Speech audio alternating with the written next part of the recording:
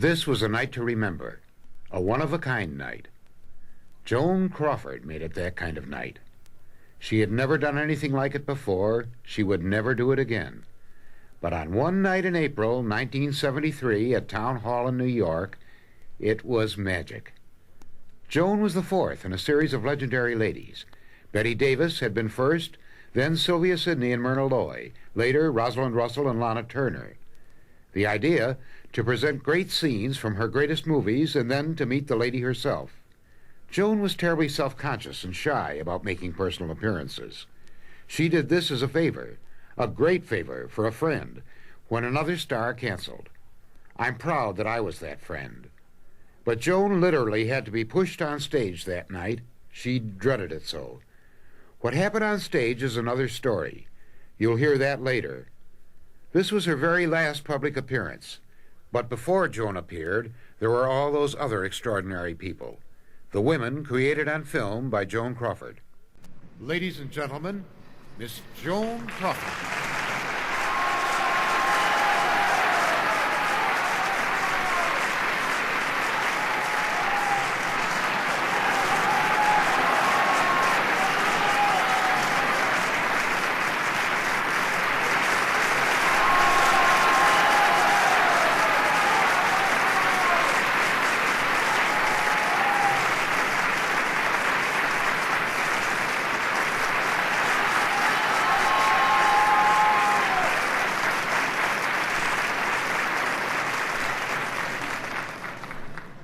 I never knew there was so much love.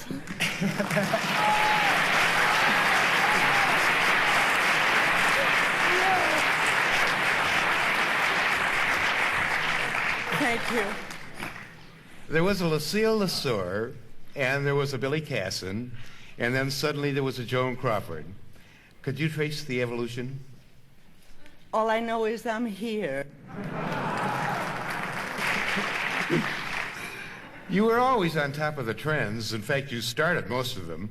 When flappers were in vogue, you were the definitive one, and you did more for eyebrows, lips, and shoulders than anyone else in the world.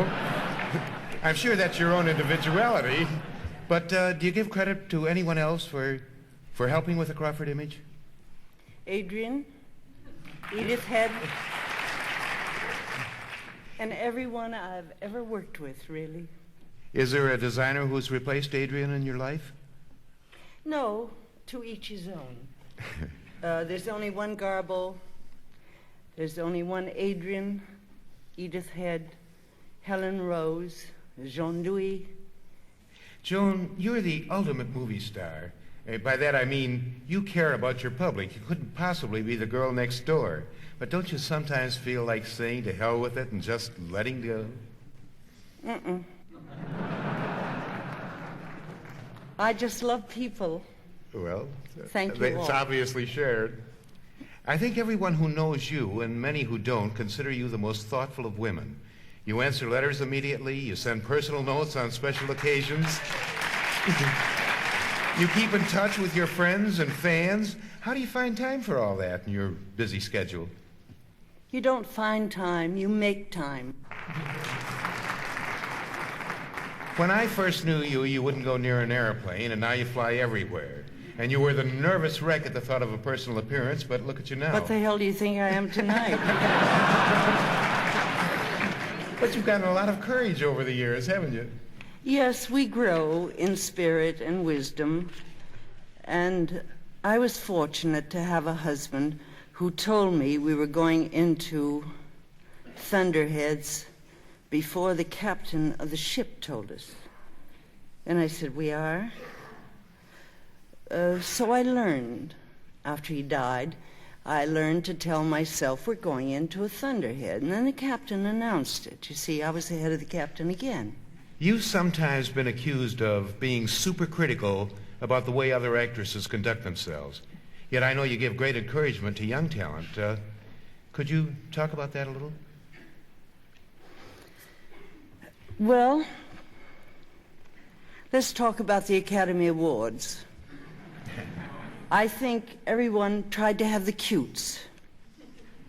And, And each one who came after the couple before tried to be funnier. The dignity and the beauty of the Academy Awards, I must say, has been lost without the Gregory Pecks and the Charlton Hestons. The Gregory Pecks come on, the Frank Sinatras come on, and they, yeah, I like Frank too. They come on with dignity, and they set the stage, really, for what everyone else should do. Some don't. And this year, I was appalled at the behavior of everyone, including Mr. Brando.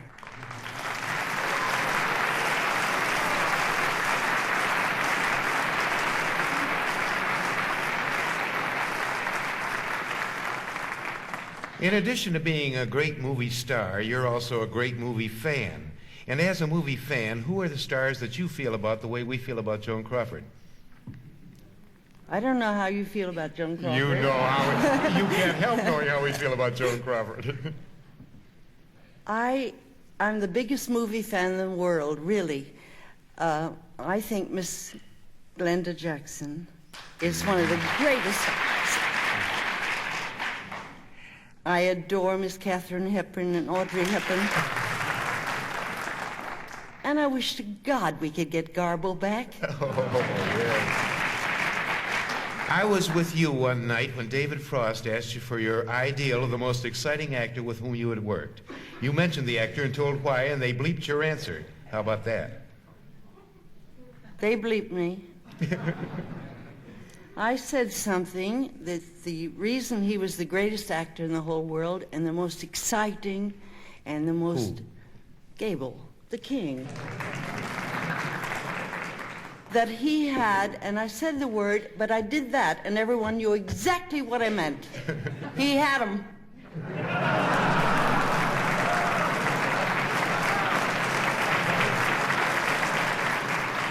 I said, David, am I going to be bleeped? He said, I'm afraid you are. So he was bleeped 5 times after that by saying a bitch about this and a bitch about that. And I said, are you being bleeped? I went home and saw the show, and I was bleeped once. He was bleeped 7 times. Are there any other actors with whom you've worked with, of whom you're particularly fond? Yes. Mr. Spencer Tracy.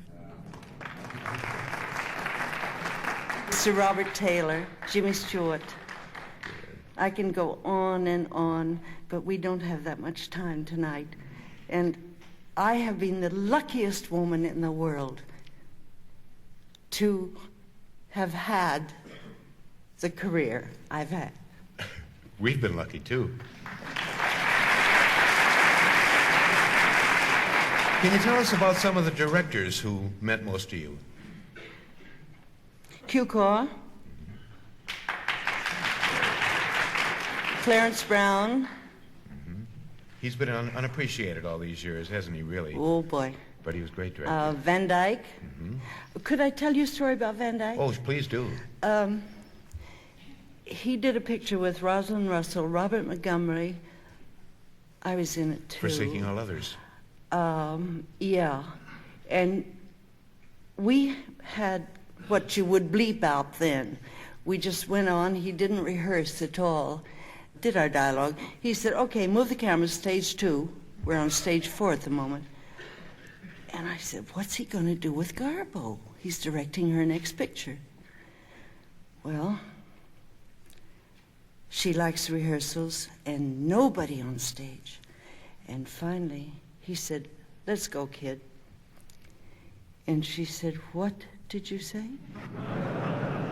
He said, let's go, kid. And she walked on, did the scene. He said, okay, baby, let's go. And the cameras all moved to another stage. She said, I haven't done the scene. He said, oh, yes, you did. We filmed it.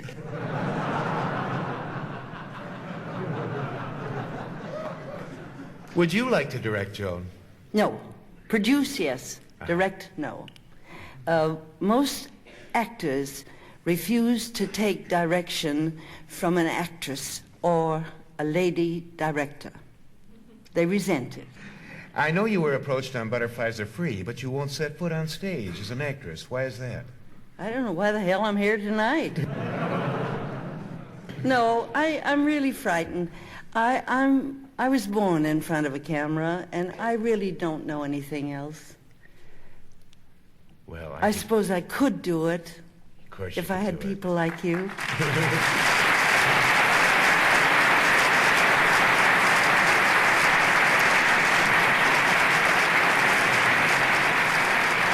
The one thing that's sure is that you'd always have people like them. There have only been a few other actresses who've reached the same peak you have. Do you feel a sense of competition with other actresses? Oh, I love competition. I really think that competition is one of the great challenges of life. And we must have challenges. Otherwise, we don't grow.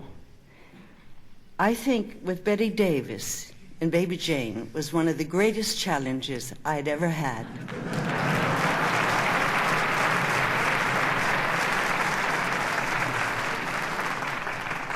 I meant that kindly. I had more control and learned more discipline. No, let me explain that, please. Betty is of a different temperament than I. She has to yell every morning, and so I just sat and knitted. I knitted a scarf from Hollywood to Malibu.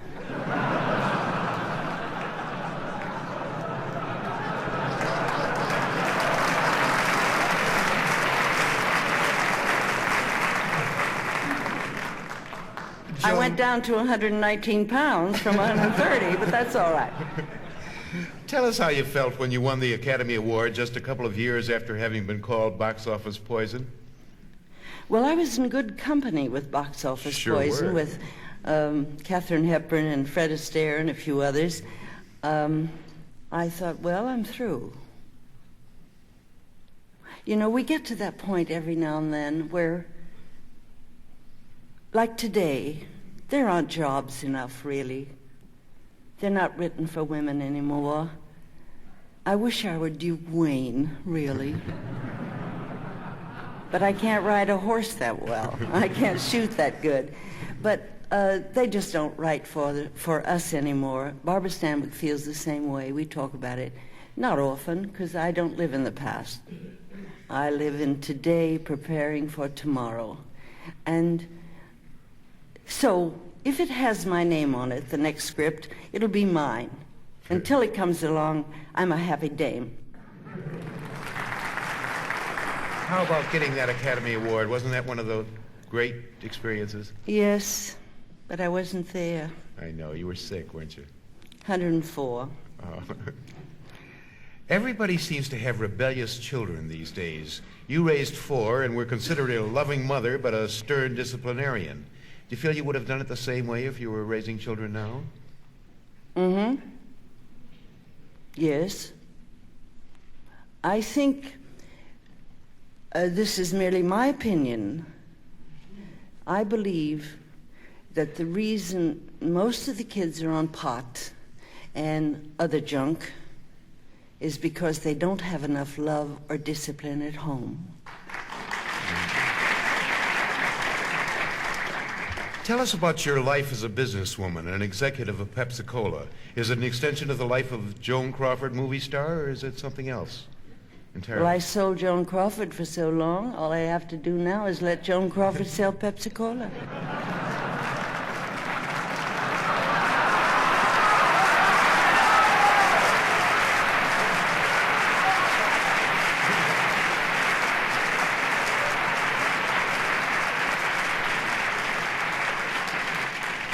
I'd like to add that one of the best ways to know how Joan Crawford lives and what she feels about life and beauty and all kinds of things is to read her very good book, My Way of Life, which was published last year by Simon & Schuster. And on that note, I think we should turn to the meeting over to questions from the audience. First question is, why was your 1930s Vincent Youmans musical Great Day never released? Does a print still exist? Well, we never finished the picture, really. I went to L.B. Mayer and I said, I can't kick the stuff around and talk Southern. And I'm never going to be an ingenue. I never was. And I just can't talk that kind of dialogue. It stinks. Please look at the rushes. Mr. Thalberg hasn't. Please look at it. I've shot 10 days and nobody has told me what the hell I'm doing. Not even the director. But I've seen the rushes. And I received a call that night from his executive secretary, Miss Kay, and she said, Mr. Mayer said, stay home. You're right. We canceled the picture, so I only shot 10 days, and it was on the shelf. And at that time, $280,000 was quite an expensive film. Who was playing in it with you? I couldn't care less. Oh. Earl Blackwell asks if you knew Garbo at MGM and were you good friends. Is she truly one of the greats in your way of thinking? Miss Garbo, to me, well, you can tell how I feel about her. Miss Garbo. We all dressed. We had to run up a whole big staircase, and we were all lined up there. At the top of the stairs was Renee Adoré, Joan Crawford, Miss Garbo, and on down the line. And finally, we got to Grand Hotel. And I thought, oh, God, I say good morning to her every morning, and she never answers back. I always go that way down the stairs because her dressing room was there. And I could have gone a shorter way, but I just wanted to say, hello, Miss Garbo, and curtsy. Whether she ever looked out the window or not, I'll never know. But one day, I was late on the set, and I ran that away, and I didn't say, good morning, Miss Garbo. And she came out, and she said, hello.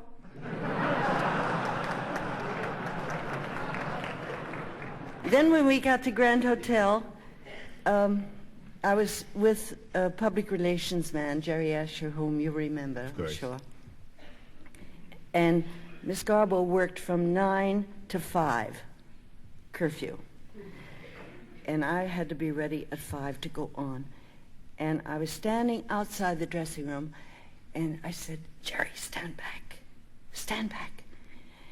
Here comes Miss Garbo. And I said, hold your breath in. Stand back. She doesn't like to see anybody. So she came up, and she paused.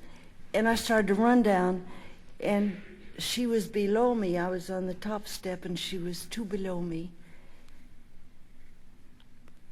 And I didn't know what to do. And I said, excuse me, Miss Garbo.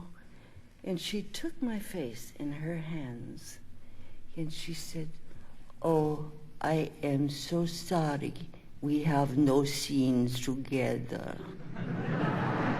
I am so sorry.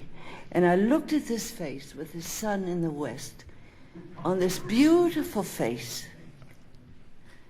It was 5:30 at that time. And she was the most beautiful thing I have ever seen in my life. And I went, bling.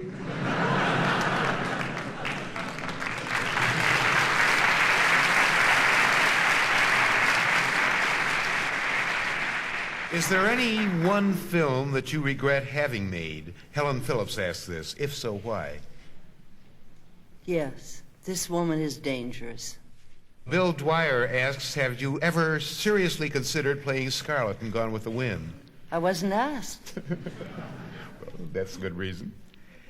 The Hollywood Canteen, Sunday, 1944. You and Philip Terry gave me sandwiches and milk and the single most glamorous minutes a kid could have. You wore a yellow pinafore by Adrian, I'm sure. Thank you so much. Do you still have those magnificent topaz bracelets? Yes, I do. And the pinafore, too.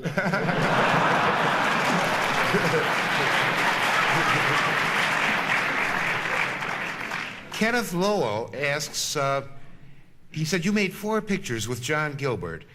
You only made 2 that I remember. That's right. Perhaps you could comment on his personality and his image. Also, it's very annoying to read about the whiteness of his voice.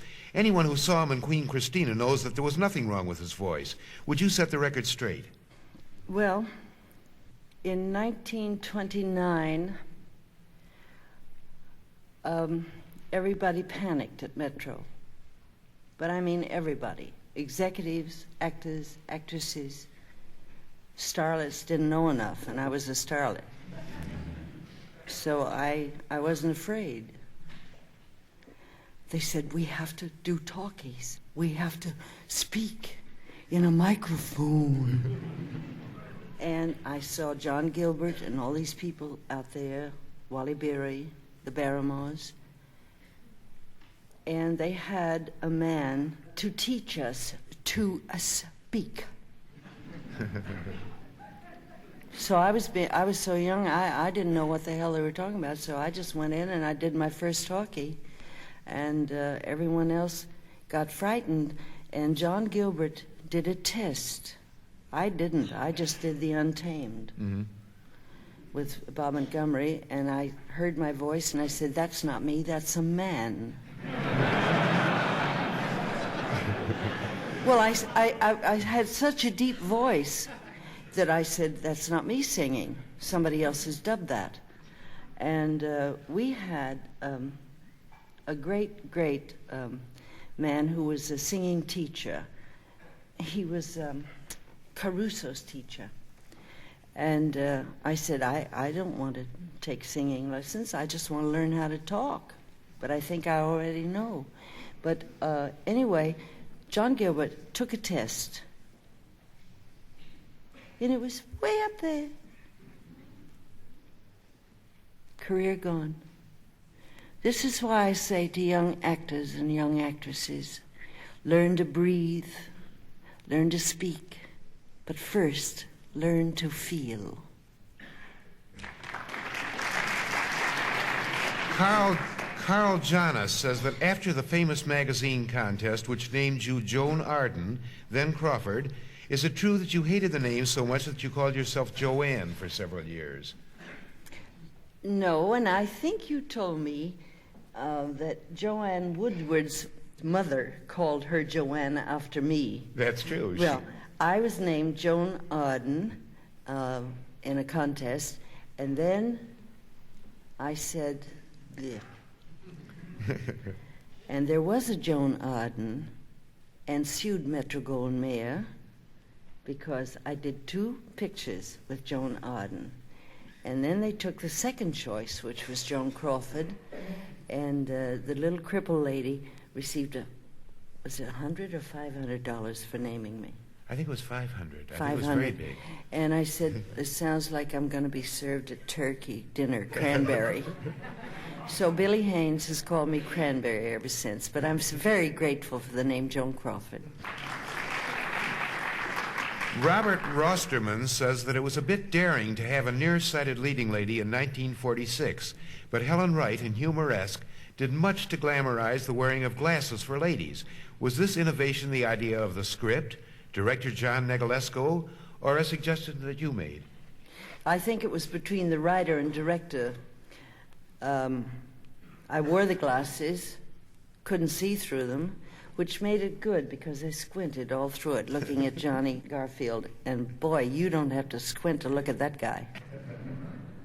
He was sensational. He was. S. Tatum asks if you have any special memories of F. Scott Fitzgerald. I only remember him as coming to my house in California with Helen Hayes and Charlie MacArthur, and all he did was sit in my kitchen or stand where the liquor was. That's all I remember. Someone who hasn't signed asks if you were offered a role in a film version of a classical play, for instance, Lady Macbeth, would you accept it? If I could have Larry Olivier, yeah. Also asked, would you accept a role in a film of a musical comedy and utilize your voice training? Well, I studied opera for 9 years, but goodbye, Charlie.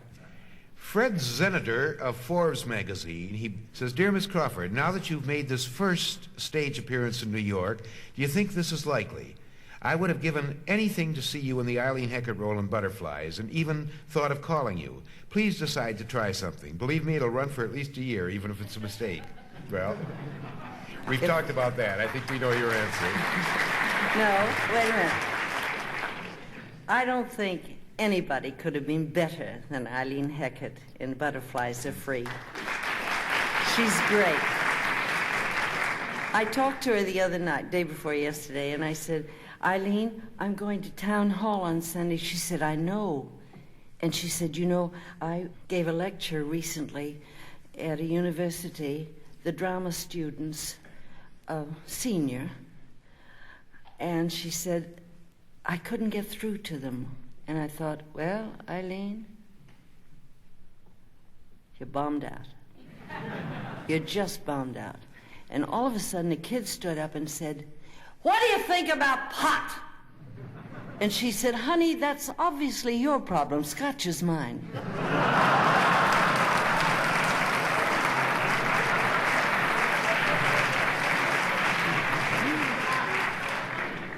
What do you think of the current political stances of various actors and actresses? Do you think they should use their names to influence people? I think people who go on the Academy Awards and, oh, brother, just accept and be grateful for the honor, and don't try and get on national television and make your pleas. And never, P-L-E-A-S, that is, and never discuss politics or religion.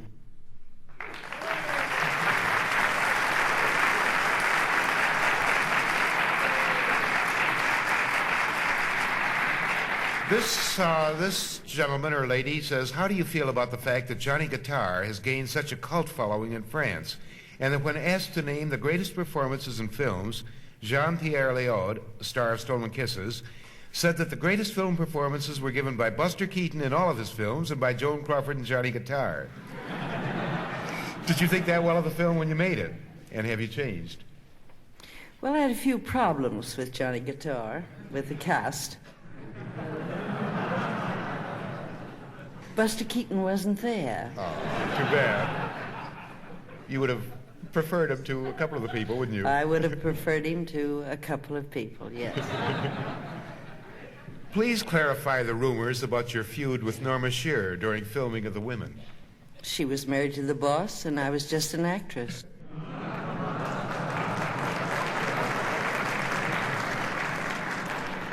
She didn't like my dress, so she changed it 19 times. It cost the picture a fortune. But I ended up wearing the gold dress and turban. If you had done the scene with Bette Davis in Hush, Hush, Sweet Charlotte, would you have slapped her as savagely as did Olivia de Havilland?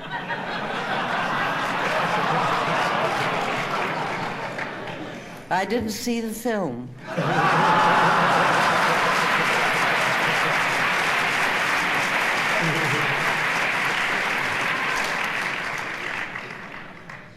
This one asks if you've been tempted to play any of the classic women's roles. She talks about Hedda Gabler, Medea, Mrs. Alving. Same thing as Lady Macbeth. I did Doll's House on Lux Radio Theater. Did you? I didn't know that. Yes, I did a few of those lovely things, classics. Someone who hasn't signed their name says you have been quoted Has to be a dirty question. as being shocked at the permissiveness of this generation and the flood of obscene and pornographic films. Were you not, in your early career, a centerfold calendar girl yourself? You have 3 questions there. All Let's right. start with the top. You've been quoted as being shocked at the permissiveness of this generation and the flood of obscene and pornographic films. I You think are- sex is beautiful. But you have to be alone, with somebody else you love. Not on the screen, not in the theater. I get embarrassed. Go ahead. Second question. Were you not in your early career a centerfold calendar girl yourself? I was never that lucky. I didn't know Hugh Hefner then. This one, Madeline Armandola, asks if it is true that Milton Caniff used you as the model for the character of the Dragon Lady in his strip That's right. Pirates. He did. Good. Did you like that? Yes, I was so flattered. No, he said in Time magazine recently that he said, I was the model for Dragon Lady, not in character, but with face and figure. Now, take it from there. Robert Shelton asks about contrasting working with Jack Warner and working for Louis B. Mayer. One was a beautiful man and one was a stinker. Which was which? Mr. Mayer was beautiful. That's a surprise. Milton Stiffel asks, don't you think a return... Stifftail, isn't it? Stifftail, I'm sorry. He's my friend. Oh. Are you there, Milton? He must be there. Yes. He asked, sure. do you think that a return to the star system and the glamorous stars is necessary for Hollywood to survive, elevate itself out of mediocrity? I must say that I read recently that Betty Davis said pictures are gone forever, and I think she's quite right. Television has taken over to such a degree, and they chew up, this is my quote, they chew up and eat up so much material, doing 5 a week. There's no material left for motion pictures. And the movies of the week, which Miss Davis quoted, she's right again. You get Monday night at the movies. Some are 2 hours, some are an hour and 90 minutes. Monday, Wednesday, Friday. And there's nothing left for movies anymore, really. And I'm sad to say that, because everything I have in this world, well, was given to me by the motion picture industry. Everything I have and everything I've learned in life, my children that I adopted, everything, I am so grateful for that. Let's pray to God that it is not through.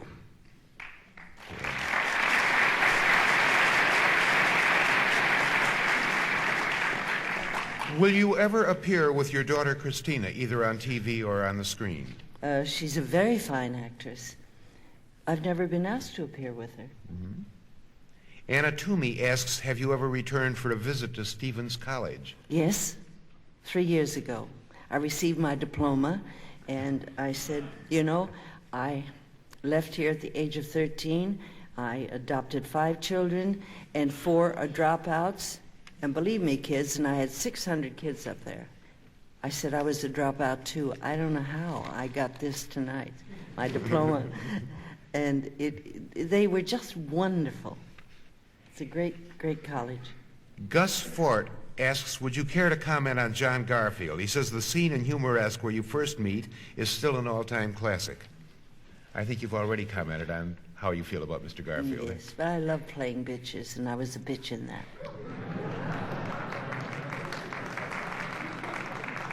I think there's a lot of bitch in every woman, and a lot of bitch in every man, too.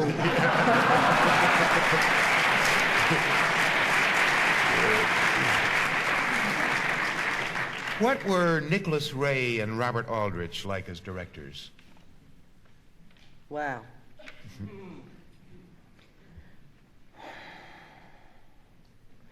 Nicholas Ray was the only one I know that could have gotten through Johnny guitar. Bob Aldrich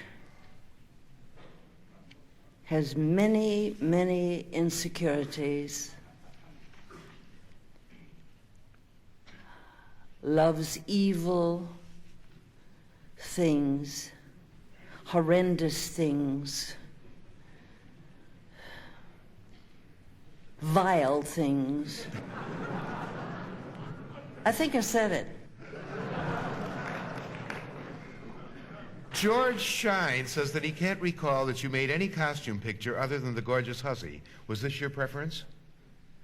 I did do another one with Tim McCoy. Sorry about that. Ah, yes. Yes. You asked me that about 3 weeks ago, and I said that's the only one I made. Tim McCoy, of Winners of the Wilderness. How can you forget a career? Joe Roberts says that you once cut a record in the late 20s. Would you please tell us the name of the song, and if it's possible, to obtain the recording? I think it was the late 30s that you cut that record, wasn't it? You're talking about... If I remember, it was... Ice Follies? Didn't you record I'm in Love with the Honorable Mr. So-and-so and Tears from My Ink? Well, I remember that recording of yours. Honorable Mr. So-and-so, yes, I did record. I don't imagine that. If you can get it, it's a collector's item, I'm sure. I'd like to collect it. John Fitzgerald asks about a picture you did with Jeff Chandler called Female on the Beach. Didn't you do such a Yeah, I love that. Thank you. He says, I think I remember you saying in that film, the instincts of a stallion and the pride of an alley cat. That's right. Do you have a secret for serenity? You have such a beautiful expression. The secret for serenity is just believing. Beautiful expression comes from that. Andrew Hughes asks if you are aware of the nickname your famous ankle strap shoes are known by.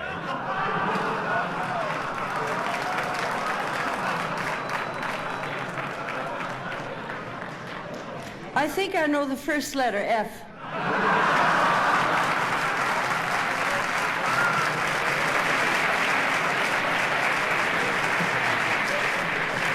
But I think if you remember, they held me up a goddamn long time.